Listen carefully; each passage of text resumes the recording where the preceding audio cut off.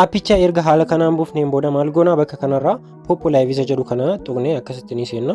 Yeroo seennu inni jalqaba irratti nu dhufu akkaataa kamiin maaliin akka banuu dandeenyu yookaan immoo filannoowwan baay'ee nu fida. Isaan keessaa jalqaba irra kan jiru loogiin wiiz googil kan jedhudha. Namoota googilii yookaan immoo iimeeliidhaan banuu barbaadaniif jechuudha. Ittaanee kan jiru loogiin wiiz feesbuuk kan jedhudha. Feesbuukiidhaan banuu yoo barbaadan feesbuukii kana tuqxanii feesbuukiidhaan banuu dandeessu. Ittaanee kan jiru immoo inistaagiraamiidha. Inistaagiraamiidhaan illee namoonni inistaagiraamii fayyadamtan inistaagiraamiidhaan banuu dandeessu. Ittaanee jala kanarra kan jiru immoo bilbilaan namoota banuu barbaadaniif mallattoo bilbilaatu jira. Kunoo bakka kanarraa argaa jirtu yoo ta'e mallattoon bilbilaa jira. Isa tuqxanii bilbilaan namoonni banuu barbaadan bilbilaan banuu dandeessu jechuudha.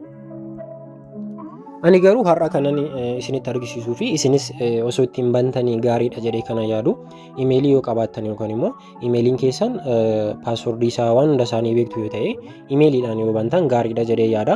Kanaaf ani sarara iimeeliidhaan ani isinitti argisiisa jechuudha. Kanaaf iimeeliidhaan banuudhaaf jalqabarra maal goona jechuudha. Login with Google kan jedhu kana tuqna jechuudha.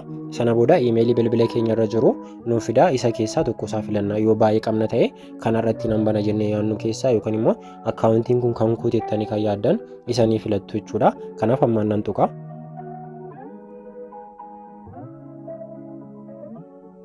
Yeroon akkasitti tuqu iimeeliiwwan bilbila kiyyarra jiran hundanaa fidee jira.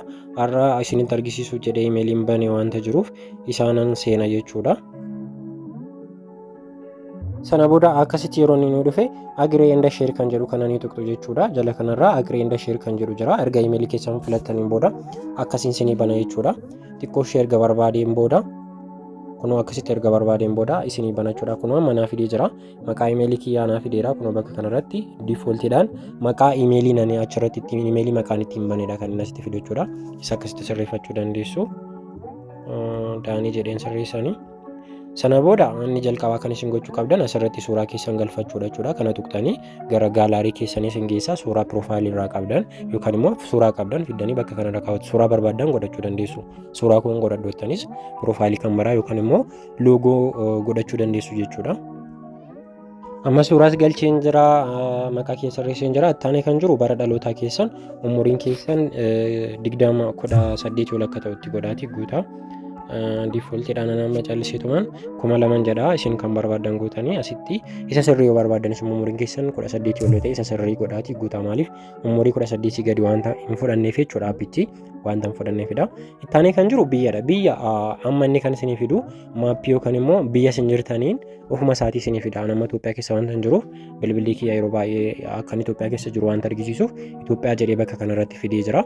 Kan keessanis immoo biyya jirtaniin isinii fiduu danda'a. Garuu namoonni keessattuu shamarran dhiironni illee rakkoon qabu shamarran laayivira teessanii riwaardii fudhachuu barbaadan biyya indiitiin yoo bantan gaariidha jedhee yaada. Kunoo isaan banuufis immoo as tuqxu Itoophiyaa isa jedhu kana tuqxanii asirraa bakka kanarraa Indiyaa kan jedhu jira. Indiyaa kan jedhu kun jira. Alaabaa kanaa yoo bantan guyyaatti 30 kenna waan ta'eef saatiitti guyyaa tokkotti 30 kenna waan ta'eef namoota haaraa dhufaniif jechuudha. Isa kana yoo bantan gaariidha jedhee yaada. Garuu amma Itoophiyaadhuma nan banee isinitti argisiisa jechuudha. Sana booda ittaanee kan jiru saala keessanidha. Saala keessan asharaa yeroo kennitanis hin sirreessa yoo dogongortanii akka duraa miti.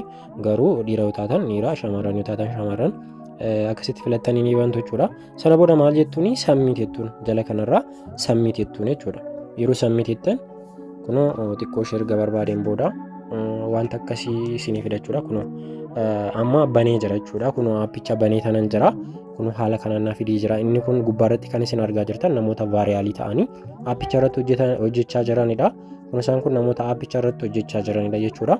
Sana booda amma gara weebsaayitiitti isin deebisa. Weebsaayiticha irraa immoo maal akka gootan isinitti argisiisa.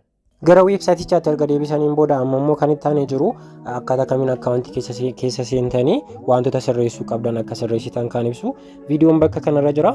Viidiyoo bakka kanarra jiru tuqxanii ammoo piroofaayilii keessan keessa haala kamiin akka seentanii maqaa keessan wantoota kana akkaataa kamiin akka sirreessitan isa kan ibsudha waan ta'eef yookaan immoo akkaataa kamiin gara piroofaayilii keessanii akka seentan kan ibsudha waan ta'eef isa kana tuqxanii keessanii seentu jechuudha. Galatooma.